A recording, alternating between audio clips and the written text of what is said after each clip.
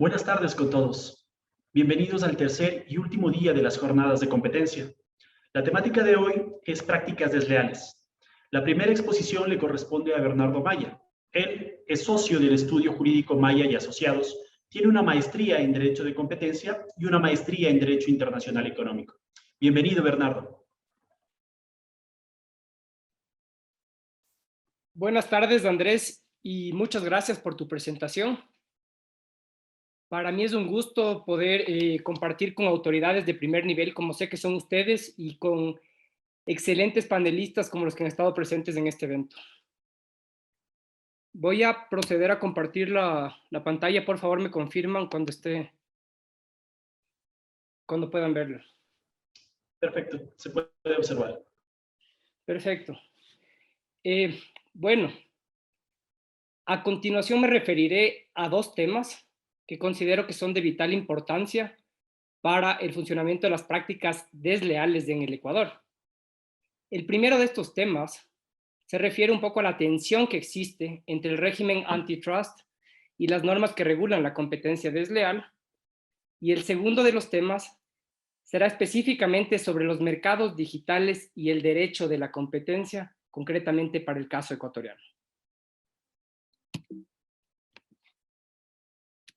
Para el primero de estos temas hablaré un poco de lo que está afuera de la Ley Orgánica de Regulación y Control de Poder de Mercado, en la Constitución, en el derecho comparado y en fallos jurisprudenciales anteriores a la vigencia de la ley, para luego revisar las disposiciones normativas, la forma en la que se ha venido aplicando y finalmente hacer un análisis de cómo la Intendencia viene evaluando a la afectación a la competencia a partir de las prácticas desleales.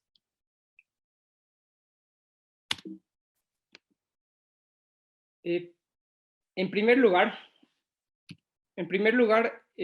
dentro del derecho comparado, encontramos que en la mayoría de países donde tenemos una economía de mercado y una normativa que regula a la competencia, existen dos grupos de normas. Unas normas que regulan la competencia desleal, cuyo objeto en principio es proteger el interés particular de los actores y participantes del mercado, pretendiendo así evitar que otros operadores, de formas deshonestas o tramposas, por decirlo de alguna forma, perjudiquen sus intereses. El otro grupo de normas, que son las del bloque de antitrust o de defensa de la competencia, son normas que protegen la estructura o al proceso competitivo como tal, a miras de beneficiar al interés público y general. Dentro de estos dos bloques existen también figuras híbridas, y tal vez el ejemplo más claro es lo que tenemos en España, donde se sanciona el falseamiento de la competencia mediante la utilización de prácticas desleales. Cabe recalcar, sin embargo, que España, aparte de esto, tiene también una ley de competencia desleal. En la Constitución ecuatoriana, esta relación que les vengo comentando no está debida o claramente separada, sino más bien, de alguna forma, el constituyente pone tanto infracciones que afectan al régimen de competencia como aquellas que afectan a la competencia desleal, las pone dentro de un mismo grupo, lo cual puede resultar un poco confuso. Previo a la vigencia de la Ley Orgánica de Regulación y Control de Poder de Mercado, y por motivo de la aplicación del régimen de prácticas desleales que existía en la Ley de Propiedad Intelectual, existieron casos en los que los tribunales de justicia tuvieron que enfrentarse a este dilema entre prácticas desleales y prácticas de defensa de la competencia. Y la relación para estos tribunales no estaba del todo claro. Como podemos ver en este caso, por ejemplo, la Corte Nacional consideró que un boicot colectivo, una clásica figura que atenta contra la libre competencia, era una especie de práctica desleal.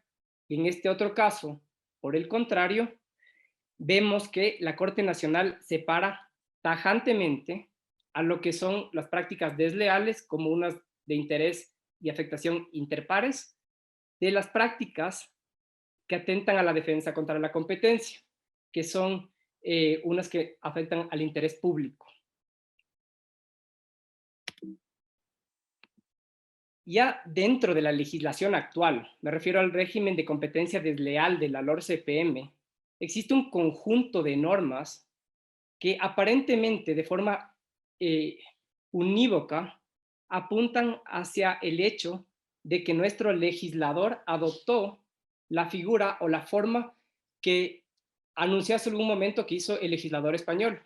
Esto es el sancionar el falseamiento de la competencia por intermedio de las prácticas desleales. ¿De dónde viene esta conclusión?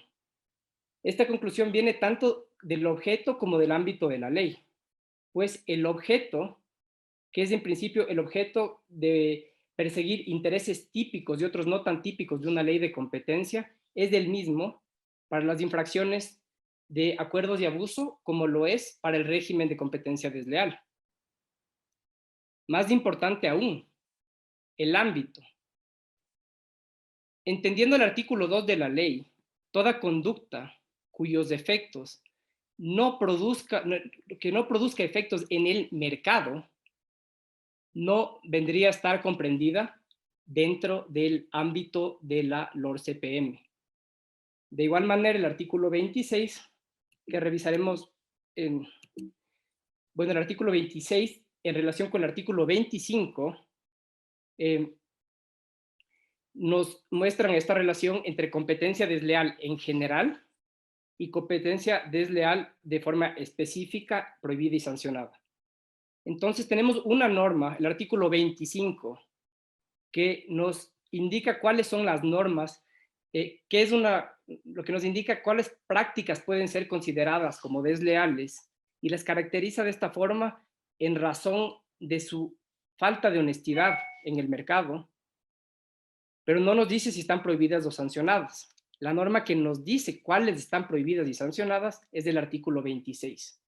Y nos dice, en este conjunto de prácticas desleales estarán prohibidas y serán sancionadas aquellas que afecten a la competencia, a la eficiencia, al bienestar y a los consumidores en general, produciéndose entonces una relación de género y especie entre prácticas desleales en general, que son todos estos usos o costumbres ajenos a las prácticas honestas, y prácticas desleales prohibidas en particular, que vienen a ser las que atenten contra estos bienes jurídicos protegidos.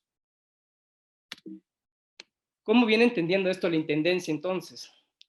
La Intendencia viene identificando este patrón de una forma bastante clara, en una serie de casos, siendo estos dos únicamente ejemplos de aquellos, indicando que pese a que existen conductas que podrían ser consideradas como desleales por su naturaleza, o incluso por estar específicamente comprendidas en el artículo 27 de la ley, estas prácticas no falsean la competencia y por lo tanto son ajenas al ámbito de aplicación de la ley. Entonces ahora, ¿qué es lo que tenemos que demostrar si queremos decir que una conducta de práctica desleal genera un falseamiento al régimen de competencia?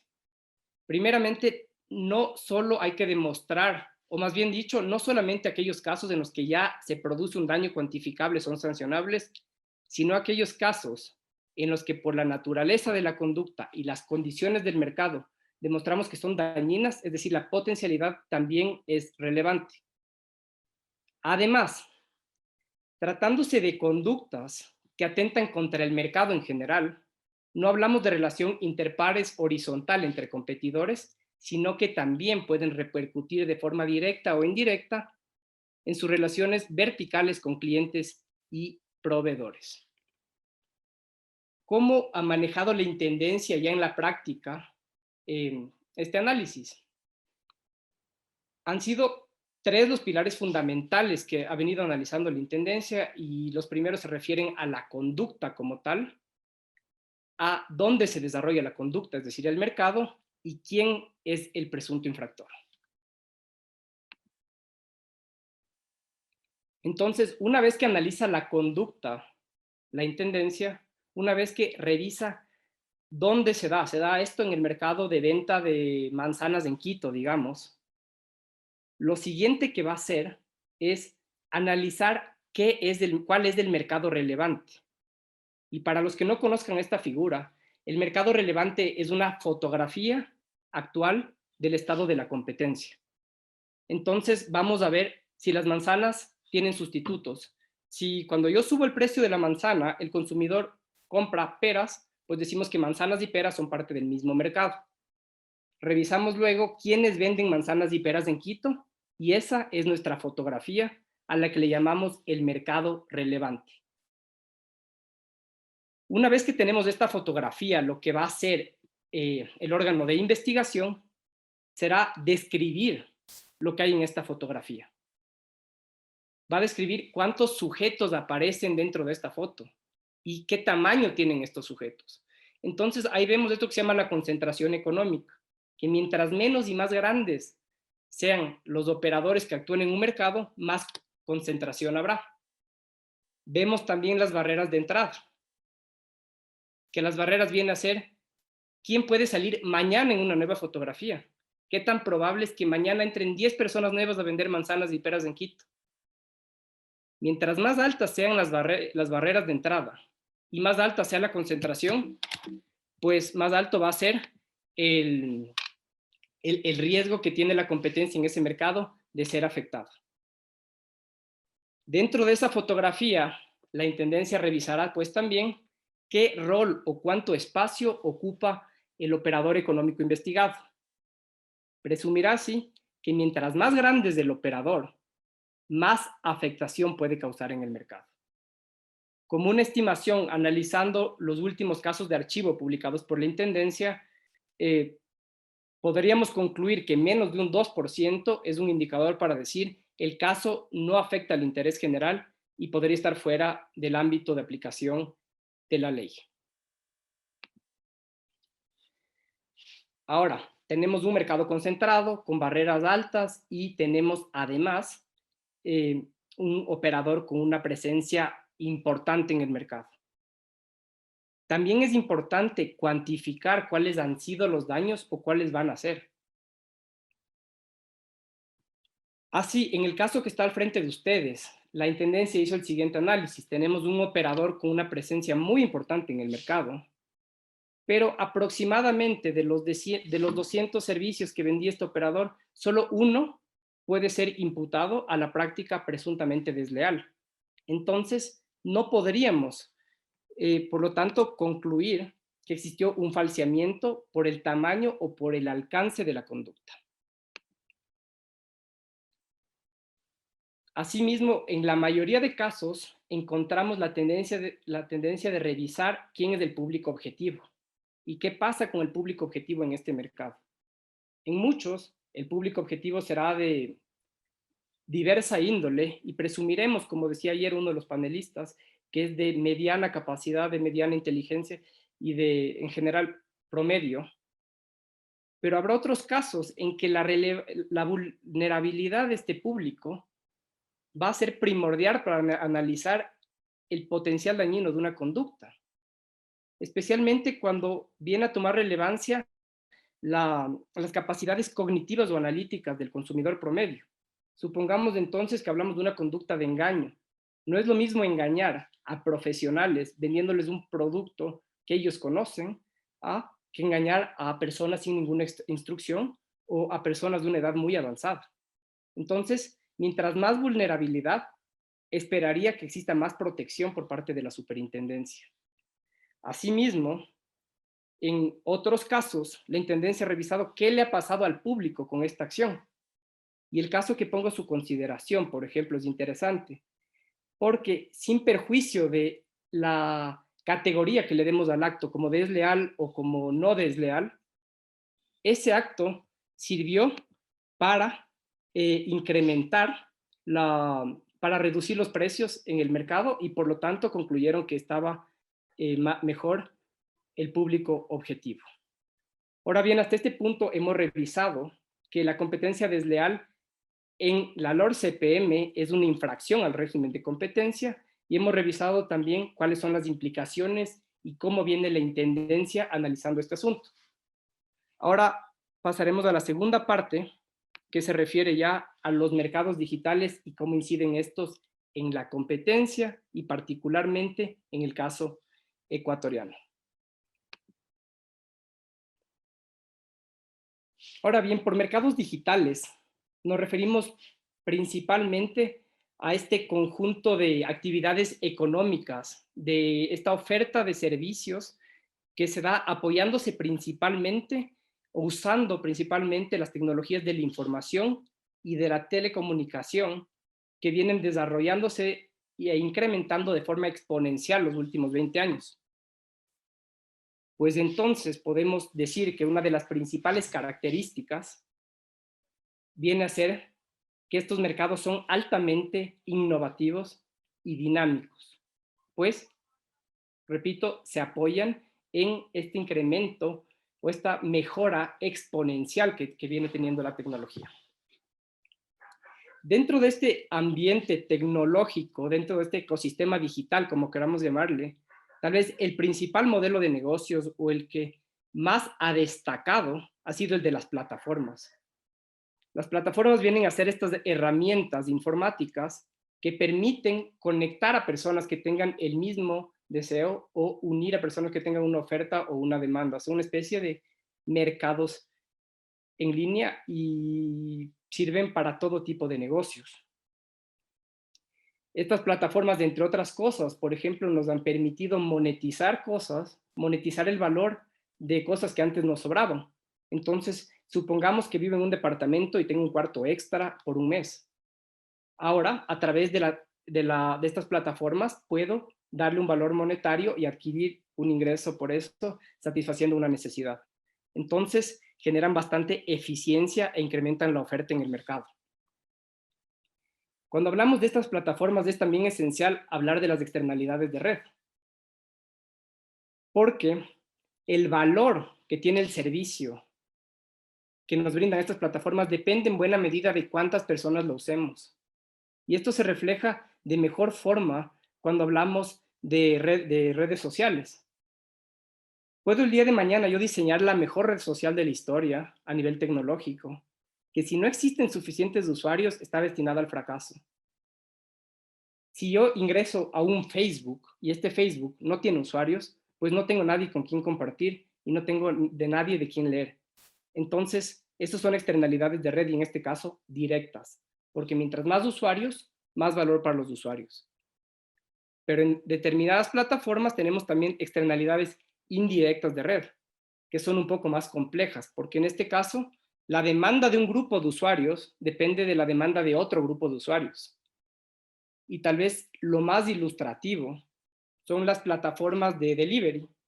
Hablemos con nombres Globo, bueno, ahora Delivery Hero o Rappi, Uber Eats, que conectan a locales comerciales con la gente y a su vez a estos les conectan con repartidores. Mientras más repartidores existan, mejor es el servicio. Mientras mejor es el servicio, más les interesa a los usuarios y más les interesa a los locales comerciales. Entonces, estos tres grupos van a depender de la presencia de los otros dos para mejorar y para incrementar su bienestar en ese mercado. Asimismo, a través de estas plataformas también se da el fenómeno informático de la Big Data, pues en buena medida el buen funcionamiento de muchas de estas plataformas virtuales o informáticas depende del uso que le den a la información. Entonces, colectan volúmenes enormes de información muy variada a una velocidad nunca antes vista y con esta información y los debidos algoritmos crean inteligencia artificial que nos da soluciones a necesidades que tenemos en el día a día. Por ejemplo, hablemos de Google Maps. Utilizando la información de todos los usuarios, Google va a utilizar su inteligencia artificial para predecir cuál va a ser el mejor camino para mi casa. Pero por otro lado, la otra cara, oscura por decirlo de alguna forma, es la privacidad. Mientras yo uso y me beneficio de esto, también autorizo para que tomen mis datos. Finalmente, si hablamos de las características de estos mercados, tenemos que también señalar que son mercados que se caracterizan por economía de escala y de alcance. La inversión que yo utilizo para una de estas plataformas me permite brindar un servicio a 1,000, 2,000 o 3,000 personas sin que mis costos de operación aumenten de forma significante. Asimismo, con ciertos datos con ciertas cosas como la Big Data, puedo trasladarme yo de un mercado a otro segmento del mercado. Son economías de alcance. Esto desemboca en que muchos servicios se presten sin ningún costo monetario. ¿Qué implica esto para la competencia? Primero, no tenemos experiencia y resulta altamente complicado predecir si una conducta va a tener buenos o malos efectos en el mercado. Y con esto me refiero principalmente al tema de la inteligencia artificial a través de los algoritmos de precios y colusión. Existe bastante literatura que muestra cómo los algoritmos de precios podrían servir para alinear la conducta de competidores, lo cual en principio decimos o sabemos que es algo malo para la competencia, pero por otro lado, estos mismos algoritmos contribuyen a balancear en mejor medida la oferta y la demanda. Entonces, tenemos así efectos altamente impredecibles en el mercado. Debido a algunos factores, especialmente por las externalidades de red, en muchos de estos segmentos tenemos el fenómeno de que se compite por el mercado y no en el mercado. ¿Qué quiere decir esto? Yo innovo, lanzo mi plataforma, se vuelve altamente popular y me consolido prácticamente como la única empresa dentro de un determinado mercado. Esto le preocupa a la competencia porque esto viene a ser monopolios o oligopolios. Pero ¿cómo analizamos la actuación de estos oligopolios o monopolios? Acordándonos lo que hablábamos hace un momento del mercado relevante y de la fotografía de la competencia, las herramientas en las que se apoyan las agencias de competencia casi siempre se basan en conductas como el precio. Pero ¿cómo analizamos sustitución, por ejemplo, si es que no tenemos precio? La mayoría de exámenes diseñados para encontrar sustitución, mercado relevante, poder de mercado y afectación a la competencia se apoyan casi exclusivamente en el precio. Entonces, he aquí uno de los principales retos para todo análisis de competencia en el mundo. ¿Cómo analizamos lo que va a suceder en estos mercados? De la misma manera, también estamos frente a un nuevo dilema. Estos grandes monopolios de la información no solamente tienen la facultad de incrementar el precio por encima del costo marginal, como tradicionalmente veníamos hablando, ¿no? Decíamos, el daño del monopolio es que incrementa el precio por encima del costo marginal, afectando la eficiencia económica y generando un peso muerto en la economía. Pero estas plataformas controlan además nuestra información, controlan qué es lo que podemos decir, qué es lo que podemos leer, qué es lo primero que vamos a ver. Estas dos frases son de autores de principios del siglo pasado, bueno, un juez de la corte y un autor que en ese entonces abogaban por un régimen de la competencia que combata el monopolio, no como una forma de mantener los precios bajos, sino como una forma de mantener el bienestar en la sociedad y en el Estado democrático.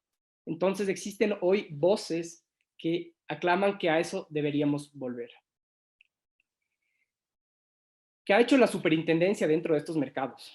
En lo que respecta a las facultades ex post, esto es para corregir y sancionar conductas anticompetitivas, no existen sanciones y hasta donde es público no se sabe si existe o en curso alguna investigación que busque una sanción.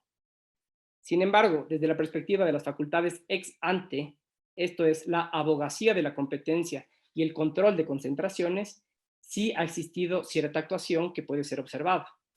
Por un lado, existe un estudio en el mercado de transporte con respecto a la influencia que han tenido aquí las plataformas. Específicamente me parece que era Uber y Cabify en ese entonces. Y en lo que respecta al sector hotelero, entiendo que hubo una cierta coordinación con algún ministerio para una reglamentación. Entiendo que también se está trabajando actualmente en un estudio de mercado de plataformas digitales y creo que va a ser muy importante ver cuál es el resultado de este estudio para saber cuál es la posición de la superintendencia ante estos temas tan complicados. Esta resolución a la que me refiero aquí, que aprueba la adquisición de Globo por parte de Delivery Hero, una multinacional, es una resolución bastante interesante. Yo creo que tiene aspectos que pueden mejorarse, pero hasta donde conozco es la primera vez que la superintendencia formalmente reconoce que existe un mercado, no compuesto por un grupo de consumidores, sino por varios grupos, y que para delimitar el mercado habrá que tomar en cuenta las preferencias de cada uno de esos grupos. Entonces, a los que les interese, les recomiendo revisar esa resolución. Más allá de eso, ¿qué va a suceder con los mercados digitales y la competencia desleal en el Ecuador? Yo considero que lo que puede suceder con la competencia, con el régimen de competencia desleal, tal y como lo concibe nuestra ley, puede y va a generar en algún momento un dilema existencial en la superintendencia, en el que tendrán que preguntarse la superintendencia quién soy y a quién quiero proteger. Porque sabemos que la tecnología ha facilitado una serie de plataformas, más que nada, que han permitido incursionar en sectores del mercado tradicionalmente regulados y de una forma, por decirlo, gris. Esto ha incrementado la competencia en los mercados, ha mejorado el bienestar de los consumidores, pero al mismo tiempo no deja de ser hasta un cierto punto cuestionable. Entonces creo que aquí la superintendencia va a tener que poner atención. Y bueno, ya para concluir un poco, porque creo que se me va a pasar el tiempo, solo me gustaría acabar diciendo que los mercados digitales también van a ser un desafío ya desde la perspectiva práctica o material, puesto que muchos de las empresas que trabajan o que ofertan sus servicios en estos medios no se encuentran en el Ecuador. Y al no encontrarse en el Ecuador, las facultades investigativas y de coerción de la superintendencia van a estar fuertemente limitadas. Es por eso que creo que estos mercados van a ser la antesala para que a nivel internacional se promueva una verdadera y efectiva cooperación entre agencias de competencia. Muchas gracias a todos por su atención. Cualquier pregunta que tengan, con mucho gusto la responderé. Muchas gracias por tu intervención, Bernardo. Por favor, las preguntas se responderán al final de las dos exposiciones. Pueden enviar sus inquietudes o comentarios mediante el chat de Zoom. Para culminar estas jornadas, damos paso a David Echeverría, quien es socio en el estudio jurídico Isurieta Morabowen.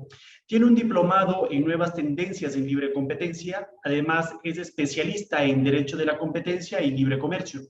Por favor, David, te escuchamos.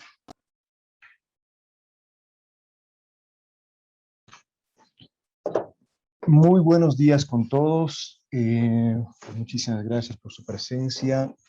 Muchísimas gracias, por supuesto, a la Superintendencia de Control del Poder del Mercado por esta invitación que me han hecho para participar en las jornadas de competencia. Específicamente, el día de hoy vamos a conversar, como se me ha pedido, respecto de... Permítanme, voy a compartir la presentación. Creo que ya está. ¿Me confirman si es que la pueden ver, por favor? No, no se puede ver. Me parece que Bernardo... ok. Por favor, ¿podemos intentar nuevamente compartir? Permítame, seguro. Creo que ahí está, ¿cierto? Perfecto, se aprecia. Muy bien. Ok, el día de hoy vamos a conversar en esta última charla de las jornadas de competencia sobre prácticas desleales y específicamente hablar sobre las estructuras piramidales y las plataformas digitales. Un tema que resulta bastante interesante dada la coyuntura actual de una pandemia que ya lleva más de 1 año y medio. Por una parte, porque las estructuras piramidales pueden ser vistas como mecanismos para tratar de captar dinero de manera sencilla, una forma sencilla de hacerse rico rápido. y obviamente esto puede ser una opción muy atractiva para las personas luego de 1 año y medio de pandemia y la consecuente crisis económica y social que se ha generado.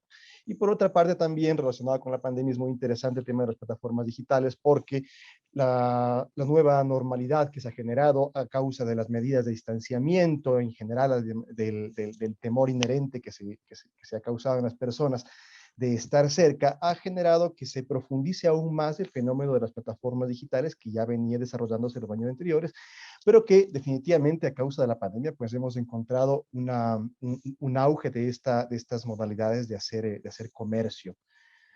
Veamos entonces, sé que ustedes ya vienen de 2 días al menos de conversar respecto de prácticas desleales, así que no les voy a cansar respecto a aspectos generales de las prácticas desleales, únicamente me quiero enfocar en un aspecto específico del concepto que está previsto en el artículo 25 de la Ley Orgánica de Regulación y Control del Poder de Mercado, y es específicamente el concepto de una práctica desleal. Y el artículo 25 habla de que se considera desleal a todo hecho, acto o práctica contrario a los usos y costumbres honestos en el desarrollo de actividades económicas. Posteriormente, el artículo 26, como mencionó Bernardo hace un momento, profundiza y establece que para efectos de la competencia de la Superintendencia de Control del Poder de Mercado, estas prácticas deberán impedir, restringir, falsear o distorsionar la competencia, la eficiencia económica o el bienestar general de los derechos de los consumidores y usuarios. Pero ¿por qué quiero hacer énfasis en el concepto de que es cualquier cosa que pueda generar, que pueda ser contrario a los usos y costumbres honestos? Y es en realidad porque las prácticas que están previstas en el artículo 27 de la ley, como por ejemplo la confusión, el engaño, la imitación, la denigración, la imitación, el aprovechamiento de la reputación ajena, la violación de secretos empresariales, la inducción a la infracción contractual, y en general las prácticas que están previstas en el artículo 27 de la ley, pues son meramente ejemplificativas en el régimen de prácticas desleales, tal como en el régimen de prácticas restrictivas, se encuentran previstas en el artículo 9 y en el artículo 10 de la ley. Es decir, solamente ejemplificativas. Una práctica desleal en realidad puede ser cualquier cosa que nos permita la imaginación pensar que sea contrario a los usos y costumbres honestas. Y entonces, en este contexto, las estructuras piramidales, que es uno de los temas de los que estamos hablando el día de hoy, no son propiamente una práctica desleal, sino que es una estructura compleja dentro de la cual, además de algunas prácticas desleales que pueden estar involucradas, pueden estar también inmersos algunos aspectos relacionados como violaciones regulatorias en materia financiera o inclusive temas penales como la captación ilegal de dinero o la estafa. Y asimismo, evidentemente, las plataformas digitales no constituyen una práctica desleal, sino que constituyen una modalidad de comercio dentro de la cual pueden estar involucradas varias prácticas desleales, pero que por supuesto no pueden encuadrarse como un solo tipo de práctica desleal. Eso solamente como una pequeña introducción. Enfoquémonos ahora en el primer tema que me hemos solicitado que hablemos el día de hoy, que son las estructuras piramidales. ¿Qué son las estructuras piramidales? Bueno, como ha dicho el tratadista español Manuel Jesús Marín López, una pirámide es una cadena en la cual cada participante debe pagar un derecho de entrada que es repartido entre aquel que le hace entrar y los otros miembros de la organización, y el beneficio del integrante de la cadena se hace depender de la captación de nuevos clientes y no del volumen de sus ventas. Es decir, no hay una venta en realidad, sino lo que se genera es una captación de dinero. De igual manera, de manera concordante, la misma Dirección Nacional de Investigación y Control de Prácticas Desleales de la Superintendencia de Control del Poder de Mercado, en casos precedentes, ha manifestado que se consideran pirámides cuando se genera una captación masiva de dinero sin autorización de la autoridad competente. Se centra específicamente en el reclutamiento de personas por las cuales se paga un valor. Por lo general, ganan pocas personas a costa de quienes están en la base y el giro del negocio no es el producto como tal, sino la cantidad de personas. Siendo este el caso, entonces, las características de las pirámides, como pueden ustedes ver en la lámina, es una cuota de ingreso elevada. Los ingresos provienen no de la venta de productos o de servicios, sino del reclutamiento de personas, de los productos que se comercializan entre comillas o que se ofrecen son de dudosa procedencia o calidad, no se aceptan devoluciones de dinero, Se conoce como esquemas de hacerse rico en poco tiempo. Las ganancias son concentradas en la cúspide, es decir, entre las personas que organizaron la pirámide, las primeras que ingresaron, y a costa de las personas que están en la base, y es decir, las últimas que están ingresando a la pirámide. Y existe una jerarquía del ingreso de un agente. Mientras más invierta, mejor es la posición adquirida. Asimismo, también existen el pago de cuotas periódicas. Estas son las características de una pirámide. Ahora bien, por lo general, cuando doy clases de este tema o cuando hago una conferencia, muchas personas identifican a las pirámides con otras estructuras que están presentes en los mercados, muy conocidas por todos, pero que en realidad se diferencian de las pirámides propiamente dichas porque tienen algunas características particulares. Y estas empresas a las que me refiero son las que forman parte de las estructuras o del marketing multinivel, es decir, de aquellas empresas que no basan su forma de comercialización en una venta plana, es decir, yo tengo un producto, me instalo una oficina, un local comercial y vendo y recibo un ingreso por eso. Eso sería una comercialización plana. En este caso, las estructuras multinivel son estructuras en las que las compañías compensan al representante o vendedor independiente, dependiendo del nombre que se le ponga en cada uno de los modelos de negocio, y se compensa, como digo, al vendedor independiente, no solo por las ventas que genere personalmente, sino por las ventas de los demás que formen parte de su grupo de trabajo. Es decir, las ventas multinivel lo que procuran es crear una red de vendedores que se apoyan entre sí. Se generan capacitación entre ellos, se pueden remitir ventas, se puede ayudar en un control postventa, es decir, se genera una economía en la cual cada uno de los miembros de la red se apoya, y por este apoyo que se genera, la empresa que genera esta comercialización a nivel multinivel, pues otorga una compensación no solamente por la venta que se genera, sino por el apoyo que la red le puede dar a ese vendedor.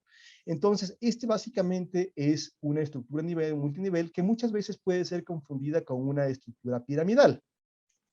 Es importante diferenciar la estructura piramidal de la comercialización multinivel, del modelo de ventas multinivel, del marketing multinivel, a partir de 3 reglas que fueron establecidas en los Estados Unidos a partir del caso Amway de 1979, impulsado por la FTC. Y básicamente, ¿cuáles son las reglas que permiten diferenciar a una modalidad de marketing multinivel de una estructura piramidal? Pues la primera es la regla de los 10 clientes al por menor. Esto quiere decir que para que se pueda reconocer el trabajo dentro de la red de comercialización, se requiere que cada uno de los miembros de esta red también genere un propio esfuerzo. ¿Y cómo se genera un propio esfuerzo? Pues a través de la verificación de que esta persona haya realizado al menos 10 ventas por cliente al por menor como parte de la colaboración para toda la red multinivel, obviamente dentro del periodo de un mes. La otra regla es una regla del 70%, es una que se conoce como regla del 70%, que básicamente establece que los asociados deben vender o consumir el 70% del producto adquirido previamente antes de realizar un nuevo periodo. Esto justamente para evitar que con el incentivo de tener una remuneración, un ingreso por la participación en la red, y que mi red vea que yo soy activo, que estoy participando, sigo comprando y comprando, justamente esta regla del 70% evita que se generen estas compras innecesarias, y el asociado, el vendedor directo, la persona que está formando parte de esta red, pues acredite que ha consumido para su bienestar personal, o que ha vendido ya el 70% del producto que compró en el periodo anterior, y de esta forma no se genere una acumulación innecesaria. Y finalmente, pues la última regla para evitar ser una estructura piramidal y estar de pleno derecho dentro de un modelo de mercadotecnia, de marketing multinivel, es que haya una política de recompra, es decir, que la empresa les garantice a las personas que puedan obviamente recomprar el producto que ya no puede vender y que por alguna razón esta persona quiere salir de la red, para que no se quede con toda la existencia que fue adquirida, que no tenga salida. Lógicamente existirán algunas limitaciones, como por ejemplo que el producto esté en buen estado, que no haya caducado, etcétera, etcétera, etcétera, pero debe existir una política de recompra que las empresas de multinivel deben asegurar a sus asociados. Si es que una empresa cumple con estas tres características, pues con estas tres reglas, pues entonces estamos hablando de una empresa de multinivel y no propiamente de una estructura piramidal. Siendo estas las características y las reglas que se aplican a las pirámides y a los negocios multinivel, se puede diferenciar una pirámide de un negocio nivel de manera muy sencilla, con el cuadro que ustedes pueden ver en su pantalla. Las pirámides tienen cuotas de ingreso muy elevadas. Las empresas de multinivel, por lo general, tienen unas cuotas de ingreso pequeñas que sirven para cubrir los costos operativos o administrativos de la empresa o algún producto más que nada significativo que le entregue al nuevo miembro. Es decir, no se le impone la necesidad de comprar cantidades exorbitantes para poder formar parte de la red, sino que por lo general se entregará un producto de muestra para que la persona pueda entender de qué es lo que va a vender y a su vez haga su negocio ofertando el producto a terceras personas. Entonces, esta es una diferencia. Otra es que los ingresos en pirámides provienen del reclutamiento de personas, mientras que en las empresas multinivel los ingresos en su mayoría obviamente deben provenir de la venta de los productos o los servicios. En las pirámides, y así se ha determinado a través de algunos casos, los productos son de dudosa procedencia, y en las empresas multinivel los productos tendrán una calidad más elevada. En las pirámides no se acepta devolución de dinero, mientras que en los modelos de multinivel se deben otorgar garantías para la devolución o recompra de productos. Las pirámides se conocen como esquemas de hacerse rico en poco tiempo, mientras que las empresas de multinivel son un negocio a largo plazo en el que las relaciones mercantiles se basan en relaciones contractuales formales. Por otra parte, las pirámides en estas pirámides las ganancias se concentran en la cúspide, mientras que en los modelos multinivel las ganancias son proporcionales al esfuerzo de cada gente. Es decir, si es que una persona, por ejemplo, tiene varios otros miembros dentro de su red y esta persona no está participando dentro del modelo multinivel, esta persona no tendrá derecho a cobrar por más que a su vez tenga debajo de él, si se quiere decir de esta forma, a otras personas que forman parte de la red. Si es que no participa en el esfuerzo para generar riqueza, pues no tendrá derecho a ganancias. Asimismo, en las pirámides existen jerarquías para el ingreso de un agente. Mientras más invierta, mejor es la posición adquirida, mientras que, como he mencionado, en el marketing multinivel existen reconocimientos por el esfuerzo, es decir, existe proporcionalidad de ingresos por cada una de las ventas. Dicho esto, entonces, y ratificando el hecho de que las estructuras piramidales no son como tal una práctica desleal, sino que es un esquema complejo dentro del cual pueden confluir aspectos penales, administrativos y, por supuesto, de competencia desleal, podríamos destacar que las prácticas desleales vinculadas a las estructuras piramidales son básicamente el engaño. ¿Por qué? Porque se genera una falsa expectativa respecto de la rentabilidad del negocio y de las inversiones. Por lo general, solamente ganan pocas personas a costa de quien está en la base y el giro del negocio no es de producto, sino la cantidad de personas. Es decir, yo tengo como persona que ingreso a la red, a la estructura piramidal, tengo una expectativa que me ofrecen. Vas a ganar gran cantidad de dinero dependiendo de la cantidad de personas que ingresas a la red. Sin embargo, como el ingreso de personas a la red es no aritmético, sino geométrico, lo que se va a generar es que en algún momento se van a acabar las personas y se van a acabar obviamente los ingresos y lógicamente quienes están en la base de las pirámides van a quedarse sin los ingresos y van a ser las personas que queden defraudadas, obviamente a beneficio de las personas que estuvieron originalmente estructurando en la punta de la pirámide este modelo de captación de dinero, que van a ser las únicas personas que se lleven todo el dinero. Y por otra parte también otra práctica desleal que puede estar involucrada dentro de una estructura piramidal es por supuesto la violación de las normas, ya que el negocio se basa en la captación masiva de dinero que por lo general no tiene autorización de la autoridad competente, lo cual le otorga una ventaja competitiva frente a quienes realizan cuantiosas inversiones para garantizar la solvencia del sistema financiero. Es decir, para poder captar dinero se requiere cumplir con ciertos requisitos que establece la ley y tener los permisos adecuados, como por ejemplo, se requiere que se tengan las reservas suficientes para tener la solvencia, entre otras cosas, cosa que no ocurre con las estructuras piramidales que no tienen ninguna de esta clase de requisitos y lógicamente no tienen las autorizaciones correspondientes y sencillamente se capta dinero de manera ilusoria que en algún momento va a dejar de ser inviable y va a ocasionar que toda la pirámide se rompa y que queden perjudicados por lo general las personas que están en la base de la pirámide. Algunos casos, simplemente para mencionarlos de manera rápida, en el año de 1975, la Federal Trade Commission demandó a la empresa Costco Interplanetary Industries porque esta empresa, Costco, incentivaba a la gente a invertir $2,000 solamente por ingresar a la empresa y después les obligaban a realizar compras de al menos $5,400 en productos que no necesitaban, para luego, con la promesa obviamente de que iban a recibir bonificaciones por reclutar a otras personas que hicieran estas mismas inversiones. Aquí se estableció una primera regla de qué es la pirámide, justamente a partir de este caso, la regla Costco, en la cual, a diferencia de la regla Amway, que establece más bien cuándo no se es una pirámide, aquí la FTC estableció las reglas de cuándo se es una pirámide y básicamente estableció que es obligar a los participantes a pagar una determinada cantidad de dinero a cambio del derecho de ingreso y de la venta de producto y adicionalmente recibir compensaciones por no vender, sino por reclutar a otras personas.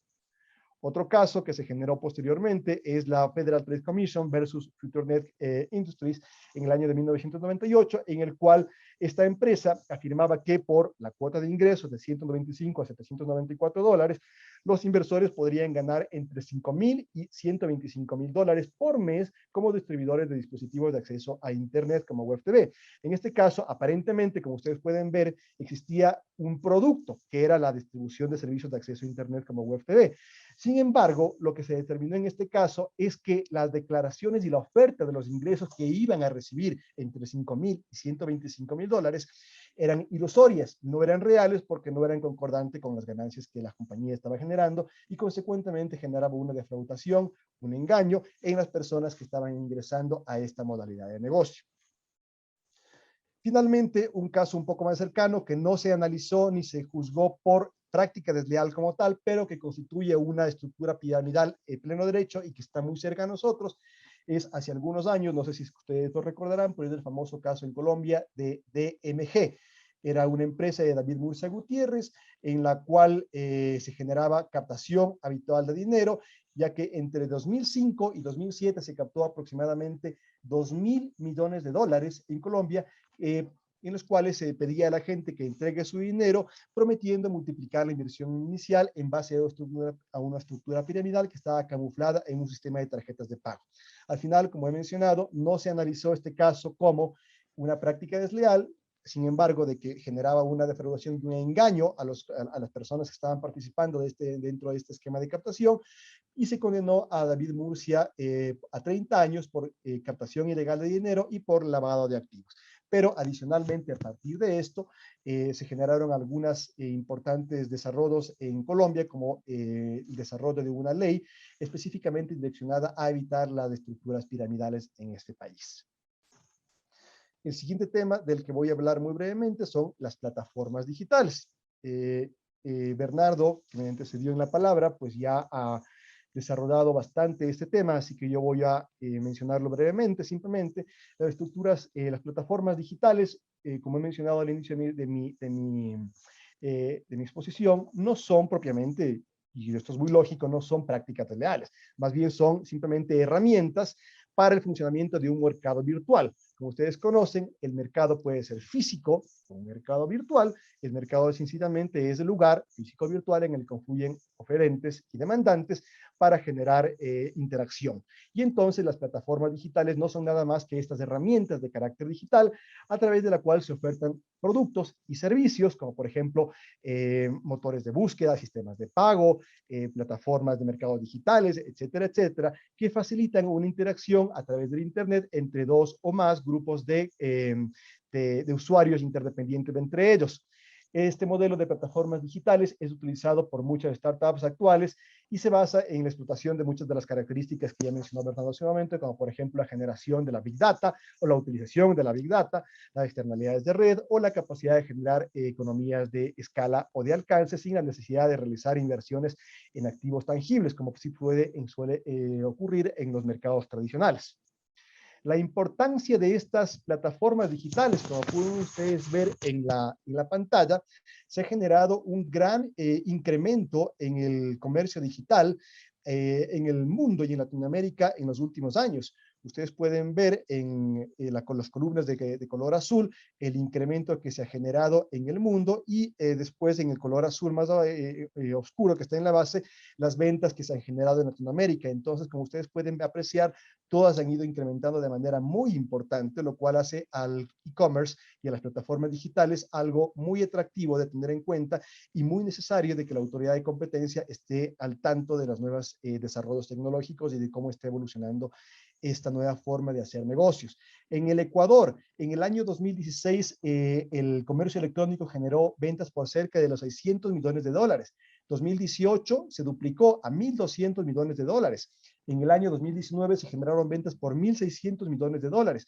2020 terminó con aproximadamente 2.300 millones de dólares y en el 2021 se espera que el alcance sea del 30.8% del comercio y hasta el 2025 alcance un 35.6% de todas las transacciones que se hagan en el mercado ecuatoriano, lo cual, como vuelvo y repito, hace que el comercio electrónico y el uso de las plataformas digitales sea algo extremadamente atractivo a tener en cuenta, no solamente por los inversionistas, sino también por los consumidores y por supuesto que sí por las autoridades de competencia. La dinámica de las transacciones, como ya he mencionado varias veces, tanto el comercio electrónico como las plataformas digitales son simples modalidades de comercio. Consecuentemente, las transacciones mercantiles, financieras o de servicios que se hagan a través de estas plataformas digitales deben someterse a todos los mismos requisitos para cualquier actividad, para cualquier transacción mercantil, financiera o de servicios que se haga, lo cual incluye que se cumplan las leyes de protección al consumidor y, por supuesto, las relacionadas con las prácticas desleales. Sin embargo, el e-commerce y el uso de las plataformas digitales generan o enfrentan algunas complicaciones, como por ejemplo, las transacciones se generan simultáneamente en varias partes del mundo, distantes del lugar en el que se encuentra el domicilio de las plataformas digitales. Por una parte, un consumidor está acá en Ecuador, por otra parte, la plataforma digital tiene sus oficinas en Singapur o tiene en Estados Unidos o en varios países. Por otra parte, otros problemas que pueden generar estas transacciones es que muchas veces la contraparte de la transacción a través de una plataforma digital resulta ser anónima o casi anónima o es muy difícil identificarla para poder generar un reclamo. Usualmente se generan contratos a través de contratos de adhesión en las cuales posiblemente pueden existir contradicciones o no sean compatibles con las leyes ecuatorianas o del lugar en el cual estemos parados para poder realizar el análisis, y esto obviamente genera un gran problema para los consumidores. Otra, por ejemplo, se configura a través de contratos internacionales en los que no existe usualmente o en algunas ocasiones claridad respecto de la ley o la jurisdicción aplicable para el caso de controversias, y también se ha visto que en relación a las plataformas digitales, perdón, considerando la naturaleza de estas transacciones que se genera a distancia, pueden existir bienes o servicios de dudosa calidad con base en información falsa o imprecisa que cuando llegan a destino, muy lejos del país de donde salió la mercancía, pues generan una terrible decepción para los consumidores o para los usuarios. Y lógicamente se generan, por las razones que ya he mencionado, una dificultad material al momento de querer realizar un reclamo. Perdón, por favor.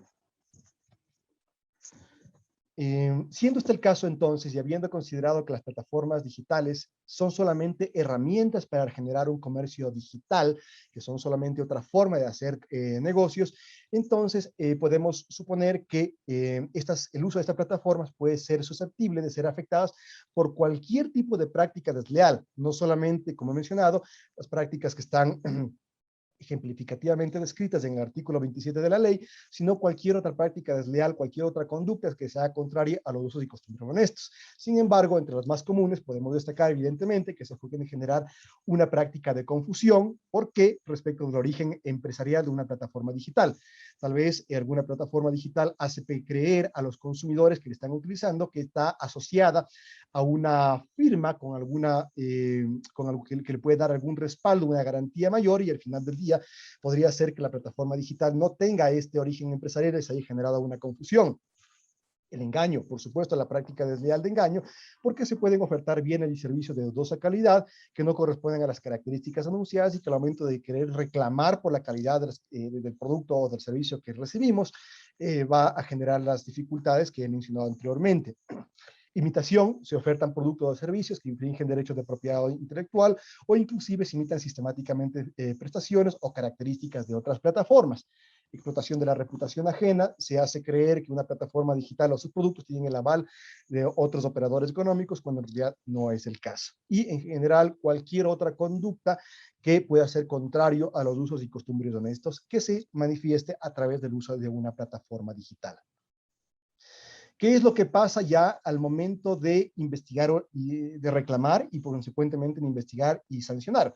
En teoría, la Superintendencia de Control y Poder en el Mercado podría investigar y sancionar las prácticas desleales generadas a través de plataformas digitales, considerando que el artículo 2 de la Ley Orgánica de Regulación y Control de Poder del Mercado establece que pueden ser sujetos de investigación y sanción cualquier operador económico que genere prácticas que ocasionen una afectación en el mercado nacional. Sin embargo, ya en la práctica, y esto se puede apreciar a raíz de algunos casos que no necesariamente están vinculados con plataformas digitales, pero que sí comparten algunas características de estas, como por ejemplo estar ubicados el operador económico en jurisdicciones distintas del Ecuador. ¿Cuáles serían entonces las dificultades que la autoridad tendría que sortear para poder investigar y sancionar una eventual práctica relacionada con una plataforma digital? Pues primero que nada, identificar cuál es el operador económico responsable, después generar las notificaciones en el extranjero y después, en el caso de que se haya logrado generar la notificación en el extranjero, que se haya sustanciado el proceso, guardando las garantías del debido proceso, la ejecución de las resoluciones en una jurisdicción distinta a la ecuatoriana. Hasta ahora todavía no tenemos claridad respecto a algunos casos, como digo, no relacionados con plataformas digitales, pero sí relacionados con operadores económicos ubicados en jurisdicciones distintas a las del Ecuador, en las cuales aspectos como, por ejemplo, la notificación inclusive, y peor aún la ejecución, no están resueltos por parte de la autoridad y consecuentemente el momento de querer aterrizar eso a la plataforma digital o al e-commerce en general, vamos a encontrar un grave problema. Esto sin perjuicio, obviamente, de que hayan cumplido con todas las características para ser consideradas una práctica desleal y que a su vez hayan cumplido con las características del artículo 26 de la ley, es decir, que haya generado una afectación macro, porque como ya mencionó extensamente Bernardo en su posición anterior, es que una práctica desleal es una práctica desleal en toda ley, pero no cumple con el requisito del artículo 26 de generar una afectación macro al funcionamiento del mercado, pues tampoco la superintendencia no tendrá nada que hacer y tendrán que sustanciarse los procedimientos a través de la justicia ordinaria o eventualmente en el caso de que tenga relación con un tema de propiedad intelectual a través de la autoridad de propiedad intelectual, pero nuevamente en estos casos también encontrarán los problemas de notificación y de resolución y de ejecución de las sentencias. Un pequeño caso nada más para terminar, para ejemplificar cómo una práctica desleal puede estar relacionada con una plataforma digital. Pues este caso es muy interesante, el de Iquiji versus Feiji Shangji, que fue conocido en China. Feiji ofrecía a la empresa Iquiji los servicios de recolección de clics para aumentar las vistas. Es decir, Iquiji le contrató a Feiji para que genere más vistas a través de unos contenidos atractivos que los consumidores puedan encontrar, dar clic y de esa forma ser direccionados a la plataforma Iquiji. Sin embargo, se generó una práctica de engaño porque Feiji modificó y cambió las direcciones de IP a través de múltiples nombres de dominio. Es decir, cuando ustedes daban un clic en en una publicidad a la que querían ingresar, en lugar de ingresar a la publicidad deseada, les mandaba a la otra página que ustedes no habían solicitado. Y consecuentemente, entonces, la autoridad, en este caso la Corte Distrital de Shanghái, Shui, consideró que existía una práctica desleal de engaño por generar falsas expectativas de vista y obviamente de popularidad, no solo en contra de los consumidores, sino también en contra de Ikiji, quienes le había contratado para este servicio a Feiji. Hasta ahí mi intervención. Les agradezco muchísimo. Obviamente, cualquier pregunta, estoy encantado de poder conversar con ustedes. Muchas gracias por la intervención, David. Ahora procederé a leer algunas de las preguntas recibidas por el chat de Zoom para la respuesta de nuestros expositores, las cuales serán leídas pues, en el orden precisamente en el que fueron realizadas. En ese sentido, la primera pregunta es para Bernardo. ¿Cuál es su opinión respecto a la creación de una ley de competencia desleal en el Ecuador que no requiere el falseamiento al régimen de competencia, sino se enfoque en temas de particulares? Buenas tardes nuevamente con todos. Bueno, yo creo que esto no solamente sería algo positivo, sino necesario y más que necesario, mandatorio por lo que establece la Constitución, que dice que el Estado debería intervenir y prevenir todas prácticas de competencia desleal. Entonces, mi respuesta sería sí, es algo bueno y sería algo necesario, porque además esto permitiría que la superintendencia se especialice y se consolide aún más como una agencia de defensa de la competencia y no tenga que utilizar sus recursos como tiene que hacer actualmente como una especie de comisaría de mercado, en que cualquier queja o cualquier conflicto interpares acaba muchas veces en manos de la Intendencia de Competencia Desleal. Y si existe una ley de este tipo, pues tiene que ser una ley lo suficientemente útil y atractiva para permitir, por un lado, que las víctimas de estas infracciones puedan recuperar sus perjuicios, pero también tiene que ser lo suficientemente disuasiva para que los operadores que actúan en los mercados no incurran en este tipo de prácticas. No sé si con eso tengo contestada la pregunta, mi estimado Andrés. Por supuesto, muchas gracias, Bernardo. De manera seguida, la segunda pregunta también está dirigida hacia ti, Bernardo. Dice, conscientes de la naturaleza de mercados digitales, ¿cuál sería su recomendación para la identificación de operadores económicos que realicen sus actividades económicas a través de estas plataformas? ¿Y qué podrían cometer y qué prácticas desleales podrían cometer? No, creo que David ahondó aún más en este punto de las prácticas desleales dentro de las plataformas digitales, y creo que el principal problema viene a ser la extraterritorialidad, como nos viene señalando, que claro, no es un tema exclusivo de estas prácticas, pero que se va a ver exponenciado por cómo las tecnologías de la información y de la comunicación nos permiten incidir sin presencia física en mercados en todo el mundo. Entonces, ¿cuál sería mi recomendación? Mi primera recomendación sería, como dije al final de mi intervención, cooperación. La cooperación de las agencias de competencia es muy baja. Y recuerdo esto cuando tuve la oportunidad de trabajar en la dirección de abuso, que en un momento acudimos a la Fiscalía Nacional Económica para ayuda y la cooperación se limitaba nada más a un aspecto didáctico en el que la Fiscalía nos contaba cómo había hecho los casos. Pero no podemos pedirle a la Fiscalía que efectúe una notificación, tampoco que recopile información o que nos ayude a implementar una sanción fuera de nuestro territorio. Entonces, por un lado va por ahí incrementar la cooperación. Por otro lado, también creo importante, y esto sí es algo que podemos hacer ahora, y es algo que viene haciendo la superintendencia desde los últimos años, es apoyarnos en la experiencia internacional de agencias pares. Como señalé en su momento, hay muy pocos casos y muy poca experiencia hasta el momento que nos permita de forma inequívoca actuar con precisión en mercados digitales. Entonces, si nosotros logramos utilizar o apoyarnos en la experiencia internacional, creo que un poco podemos reducir el margen de error que podemos tener o podemos aprender de sus aciertos o de sus falencias. Finalmente, ya en el aspecto sustantivo de qué tipo de prácticas desleales pueden darse a través de medios digitales, creo que en general las prácticas desleales y las infracciones a la competencia son camaleones que adoptan todo tipo de formas y se adaptan a todo tipo de circunstancias. Entonces tenemos las típicas causales de prácticas desleales, que son las que están establecidas en el artículo 27 y que pueden materializarse, instrumentarse o facilitarse por uso de la tecnología. Pero también tenemos otros tipos de teorías del daño nuevo. La una va a ser manejar justamente este conflicto entre plataformas que facilitan incursionar en mayor o menor medida en mercados regulados y que incrementan la competencia, pero que también operan en una zona gris. O también el caso de AdWords, que es el caso en el que uno se apoya en palabras y en muchos casos uno puede apoyarse en marcas para promocionar un producto. Entonces mañana yo saco una gaseosa negra y quiero que cada que alguien busque Coca-Cola en el internet aparezca como primera opción mi gaseosa negra.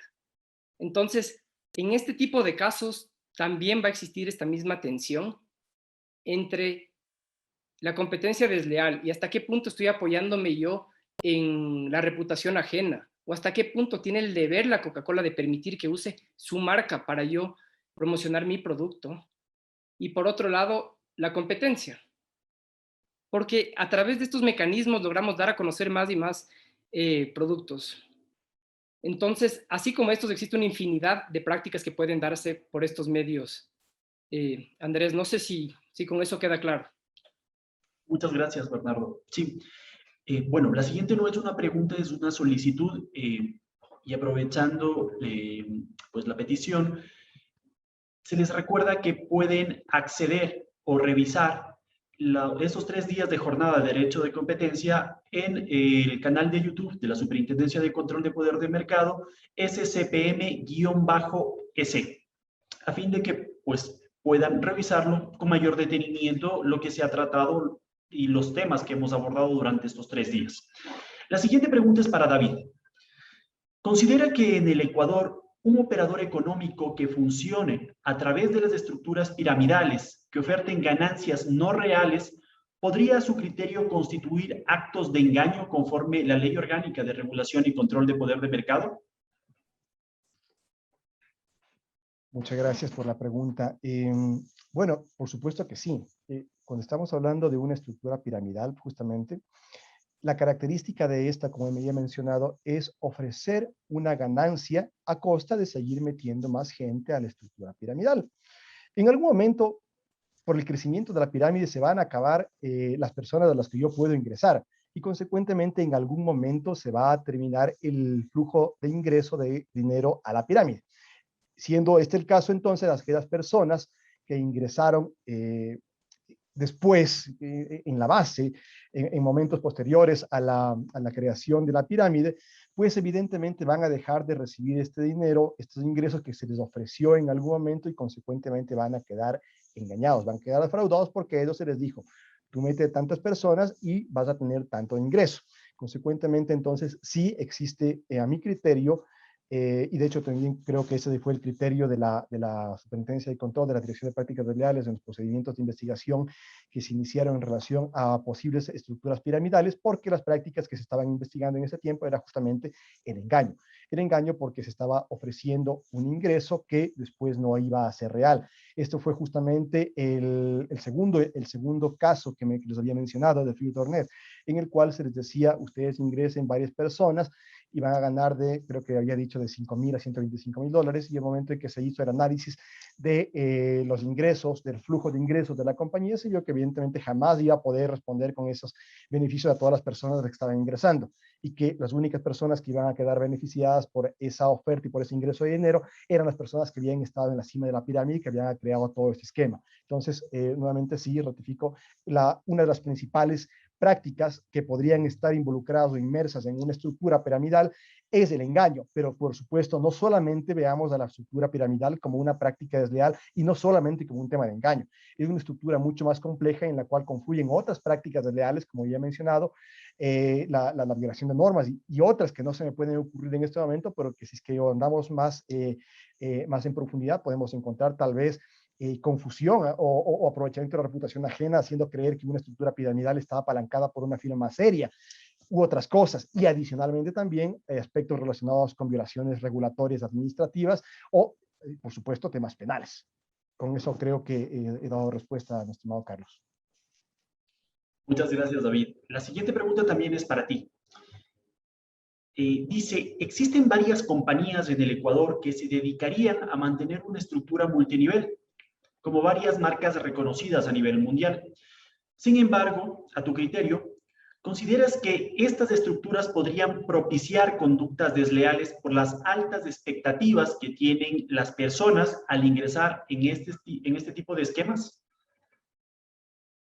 Yo creo que esa es muchas gracias, Carlos, por la pregunta. Yo creo que esta es una pregunta compleja y no es fácil de responder con un sí o un no. Evidentemente, y esto es muy común en derecho a la competencia y por supuesto también en su apéndice de prácticas desleales, según la Ley Orgánica del Mercado, todo va a depender del caso. Entonces, evidentemente existen muchas compañías con estructuras multinivel.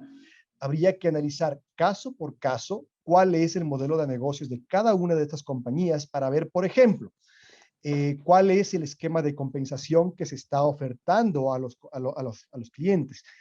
Yo he visto, y ha sido puesto en conocimiento de la superintendencia, casos en los cuales directamente se hace la oferta de tu ganancia, vas a recibir una ganancia por el número de personas que ingreses. Eso evidentemente será plausible de ser considerado como una práctica desleal, ¿sí? Por el tema del engaño y por las otras cosas que hemos analizado que caracterizan a la estructura piramidal. Habría que ver también cuál es la estructura de comercialización. ¿Qué es lo que se les induce a los vendedores independientes, a los asociados independientes, como quieras llamárseles, para que oferten un producto? Es decir, si es que las capacitaciones o las inducciones que se hagan, como quieras llamársele, se basan justamente en la oferta o en la recomendación de hacer crecer solamente la estructura, la red, por el hecho de hacer crecer a la red, sin poner énfasis, por ejemplo, en las ventas, entonces podríamos estar frente a una estructura ya no tan multinivel, sino más en una estructura piramidal, porque nuevamente lo que se está incentivando es el ingreso de personas y no la venta de personas, y no la venta de productos y servicios. Igualmente habría que ver cuál es la publicidad específica que se hace respecto de la oferta de las ganancias que se está haciendo. Si es que se hace una venta, una promoción de ganancias irrisorias, absurdas o exageradas, evidentemente podríamos estar frente a un caso de una oferta engañosa. Habría que ver bien, entonces, en este caso, si es que la compañía está directamente diciendo, por ejemplo, tú vas a ganar de tanto a tanto, y si es que esto tiene un apalancamiento en la realidad, o si es que efectivamente está diciendo algo mucho más real, puedes tener ganancias de acuerdo al nivel de ventas, que por lo general en promedio de nuestros asociados independientes va en este rango, pero no te están diciendo vas a ganar esto, te están diciendo un promedio el promedio, no el mayor, tampoco te están diciendo el menor, pero te están diciendo el promedio del asociado independiente, del vendedor independiente, es esto. Depende si que tú te esfuerzas, podrías llegar a tener un ingreso similar. Entonces, hay matices y matices y por supuesto habrá compañías y compañías y para poder llegar a la determinación de si una compañía es piramidal o es multinivel, habría que analizar caso por caso y verificar las reglas que he mencionado, que son, por ejemplo, el tema del 70%, la regla del 70%, la regla de las 10 ventas por lo menos, las políticas de recompra y, por supuesto, analizar la oferta específica que sea caso por caso. Muchas gracias, David. Creo que ahí está respondido. Sí, muchas gracias. La siguiente pregunta es para Bernardo. Dice, actualmente funcionan en el Ecuador las plataformas de entregas a domicilio, como por ejemplo Uber y Rappi. ¿Considera usted que al momento en que sus repartidores no entregan el producto o lo hacen de manera incompleta, este hecho podría enmarcarse dentro de una práctica desleal? Por otro lado, en caso de que se ajuste a una conducta de competencia desleal, ¿quién sería la persona responsable de responder ante dicho hecho?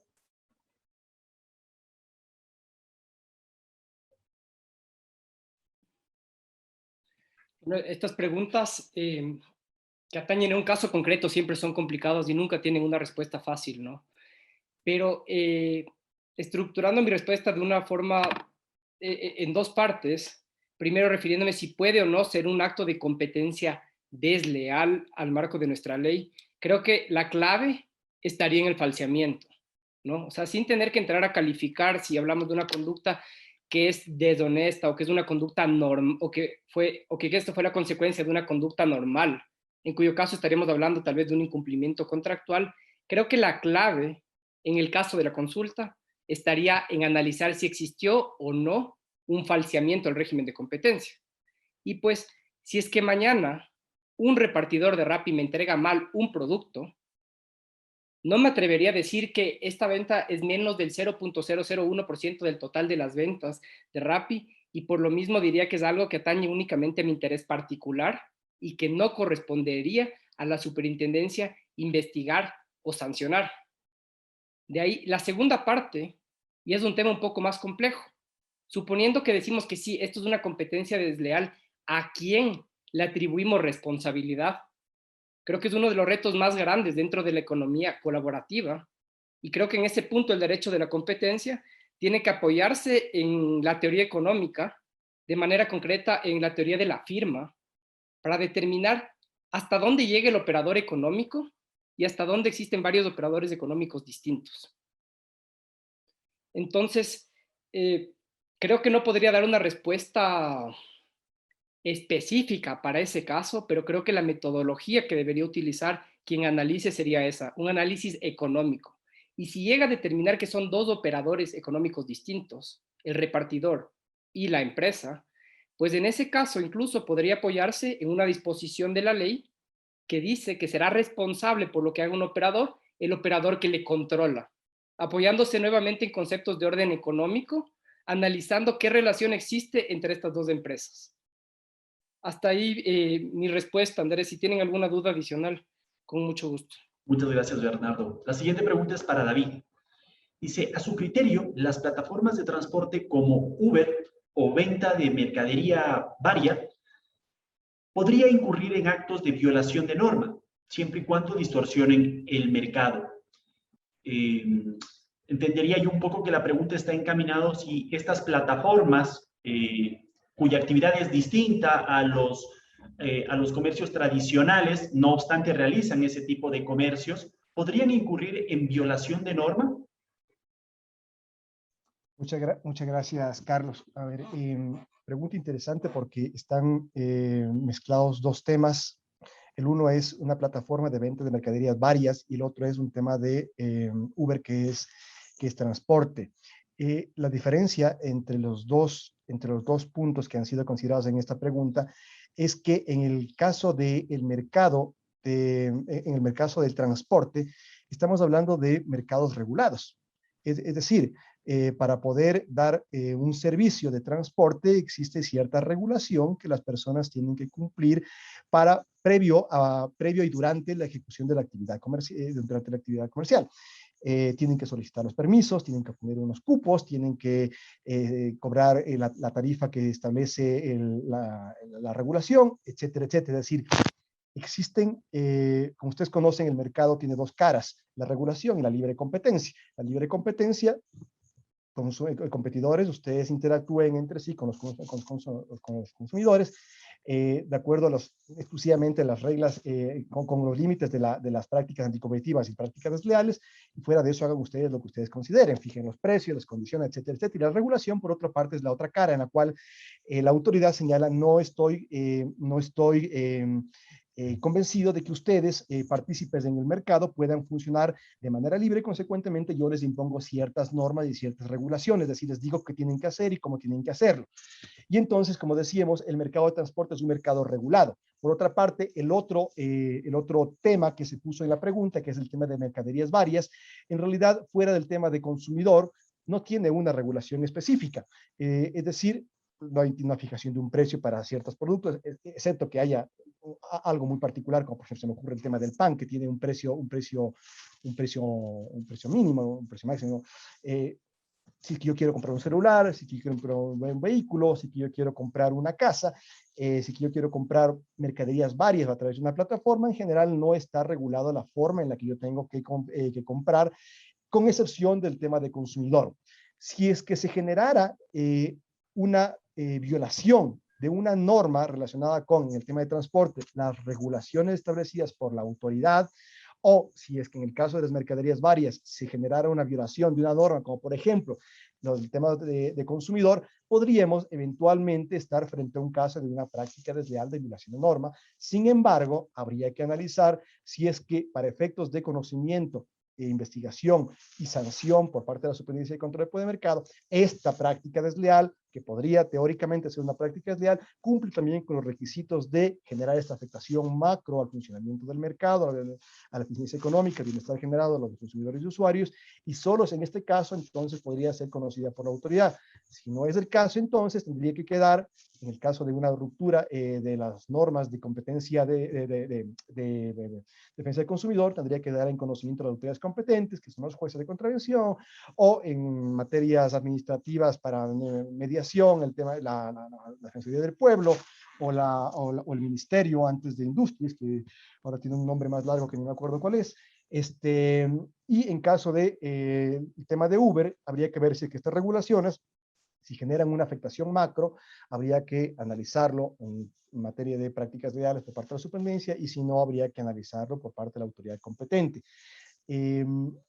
Otra discusión se genera a partir de esto que he mencionado, es que efectivamente si es que deben o no existir las regulaciones para que funcione el transporte, o es más eficiente que funcione a través de una plataforma de economía colaborativa como por ejemplo Uber. Eso ya es otra discusión, pero en blanco y negro, si ustedes me preguntan si es que puede generarse una práctica de violación de normas, hay que ver si existe una norma que pueda ser violada, que en el caso del transporte es mucho más claro porque hay regulaciones específicas, y un poco menos claro en el caso de venta de mercaderías varias. No sé si es que quieren que complemente alguna cosa, creo que ahí está. Perfecto, yo creo que se abordó muy bien el punto. Existen una cantidad enorme de preguntas, pero en honor al tiempo, pues creo que llegaremos hasta ahí. Recordarles que a las personas que hayan asistido a los 3 días de jornada de derecho de competencia, se les remitirá un certificado de asistencia a sus correos electrónicos, los cuales fueron solicitados al momento del registro. A nombre de la Superintendencia de Control de Poder de Mercado, queremos agradecer a Bernardo y a David por compartir su experiencia y conocimiento respecto de la materia. Agradecemos a todos los asistentes por su presencia y participación en este evento virtual de las jornadas de competencia, y esperamos que haya sido de su interés y agrado. Que tengan una buena tarde.